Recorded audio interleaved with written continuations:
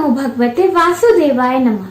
नमस्कार दोस्तों, कैसे हैं आप सब। बहुत स्वागत है आपके अपने ही चैनल इंस्पिरेशन ऑफ प्रेरणा में। गाय को हिंदू धर्म में माता का स्थान दिया गया है। गाय में ऐसा कहते हैं कि 33 कोटि देवी देवताओं का वास होता है। जहाँ पर जिस घर में गाय का सम्मान होता है उस घर में सुख शांति समृद्धि की कमी कभी नहीं होती। गाय की पूजा करना सर्वश्रेष्ठ माना गया है। ऐसा कहते हैं कि अगर सुबह उठते ही आपको गाय के दर्शन हो जाएं तो फिर आपको दिन भर और किसी देवी देवताओं के दर्शन करने की बिल्कुल भी आवश्यकता नहीं है। गाय की पूजा करने का विधान हमारे शास्त्रों में सदियों से बताया गया है। गाय की पूजा करने से हर तरह के कष्टों से निवारण मिल जाता है। ऐसा माना गया है कि जो व्यक्ति सुबह स्नान करने के बाद गौ माता को स्पर्श कर लेता है उसे सभी तरह के पापों से मुक्ति मिल जाती है। ऐसा कहा जाता है कि जहाँ पे गौ माता का समूह बैठता है और सांस लेता है उस जगह के सभी कष्ट सभी पाप मिट जाते हैं और वो धरती पवित्र और पाप मुक्त हो जाती है। गाय की पूजा करना सर्वश्रेष्ठ माना जाता है। ये तो बहुत सारे लोगों को पता है, पर ये बहुत कम लोग जानते हैं कि गाय के ऊपर केवल हाथ फेर देने से ही देवी देवताओं का आशीर्वाद मिल जाता है। घर में सुख शांति समृद्धि की कमी हो, पैसों की कमी, इंसान कष्ट में जूझता रहे और देवी देवताओं को मनाता रहता है, पर हमारे पास जो सबसे सरल जरिया है देवी देवताओं को खुश करने का, लक्ष्मी माँ को खुश करने का, वो है गौ माता की सेवा और पूजा। जब गाय को चारा खिलाने से बहुत पुण्य मिलता है। ये पुण्य यज्ञ और हवन के बराबर का माना जाता है। जिस घर में सभी सदस्यों के भोजन करने के पहले गाय के लिए रोटी निकाली जाती है उस घर में अन्न और धन की कमी कभी भी नहीं होती। गौ माता को रोटी खिलाना एक बहुत ही बड़ा पुण्य का कार्य माना जाता है। ऐसी मान्यता है, शास्त्रों में ऐसा बताया गया है कि गौ माता को रोटी खिलाना भगवान को भोग लगाने के बराबर होता है। इसलिए जब आप गौ माता को रोटी खिला रहे हो तो आपको कुछ बातों का ध्यान ज़रूर रखना चाहिए।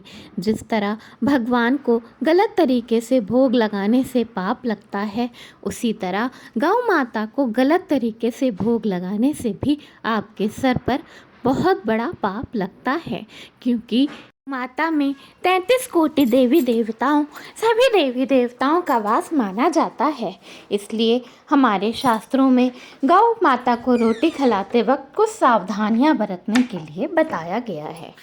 सबसे पहली बात दोस्तों, जब आप रोटी बनाएं तो सबसे पहली रोटी गौ माता की बनानी चाहिए। ये बहुत सारे लोगों को पता है, लेकिन गौ माता को रोटी खिलाने के कुछ छोटे छोटे नियम हमारे शास्त्रों में बताए गए हैं, जिनका पालन करने से हमें गौ माता को रोटी खिलाने का पूरा पुण्य मिलता है और हम किसी भी तरह पाप के भागी नहीं बनते। सबसे पहले दोस्तों, जब आप गौ माता के लिए रोटी बना रहे हो तो आपको यही सोचकर बनाना चाहिए कि आप भगवान के लिए प्रसाद बना रहे हैं और उसी तरह की शुद्धता का पालन करना चाहिए जिस तरह आप भगवान को प्रसाद चढ़ाते वक्त करते हैं। हमें कभी भी अपने हाथ जूठे करके गौ माता के लिए रोटी नहीं बनानी चाहिए। कुछ लोग पान खाते हुए, तंबाकू खाते हुए या चाय पीते हुए रोटी बनाते हैं, पर ऐसा करते हुए आपको गौ माता के लिए रोटी नहीं बनाना चाहिए। इस तरह की रोटी को जूठा माना जाता है और गौ माता को कभी भी जूठी रोटी नहीं खिलाई जाती। शास्त्रों में ऐसा बताया गया है कि गौ माता के लिए ताजे आटे की सबसे पहली रोटी सब घर वालों से पहले रोटी गौ माता के लिए बनाकर निकाल देनी चाहिए। उसके बाद ही घर के लोगों को रोटियां खानी चाहिए। तरह जब आप गौ माता के लिए रोटी बना रहे हो तो आपका गैस, होरसा, बेलना, तवा सब कुछ बिल्कुल साफ सुथरा होना चाहिए।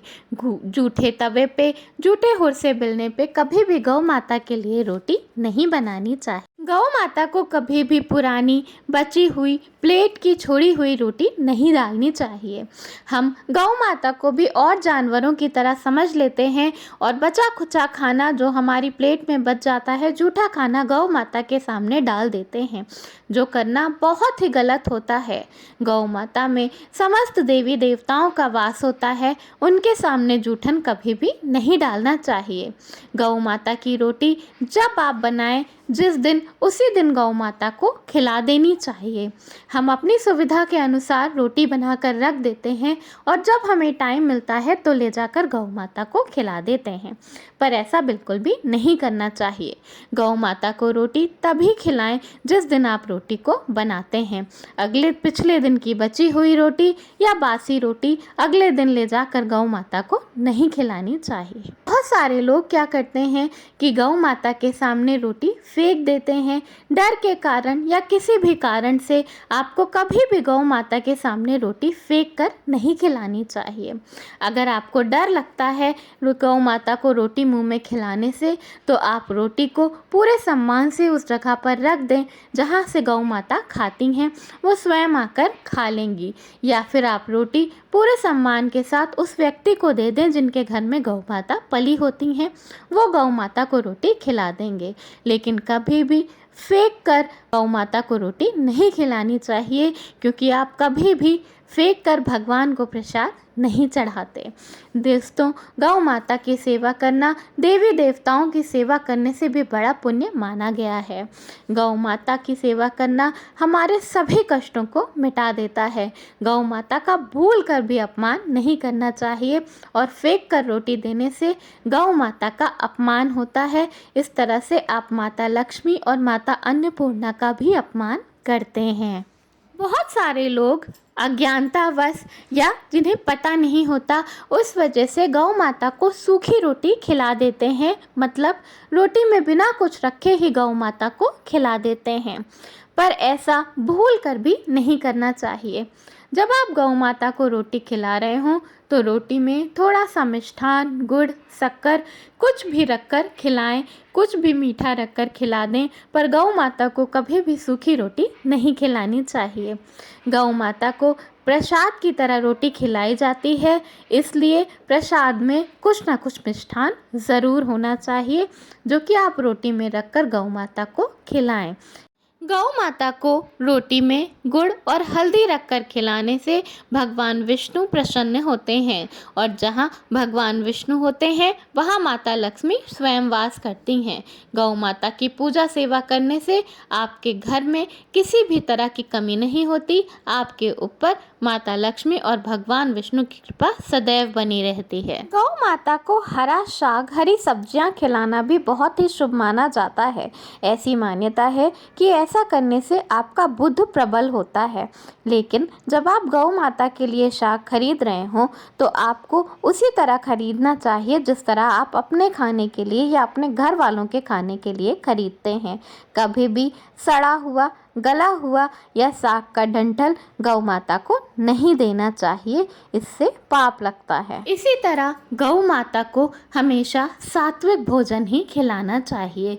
प्याज, लहसुन, मीट, अंडा ये सब भूल कर भी कभी गौ माता को नहीं खिलाना चाहिए, इससे आप महापाप के भागी होते हैं।